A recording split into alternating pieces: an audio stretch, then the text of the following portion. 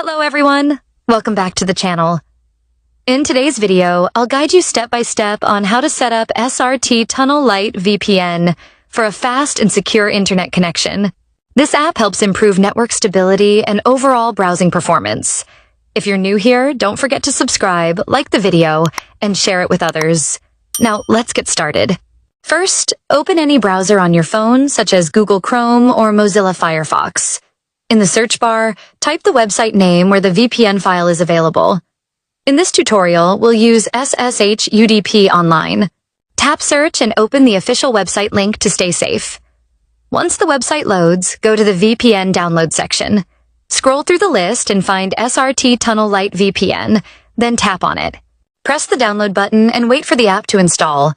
After installation, tap Open to launch it.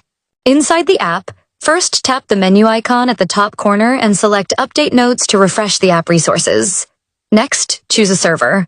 You can select any working server, but I recommend leaving it on Auto Select Server Location, so the app automatically picks the best option.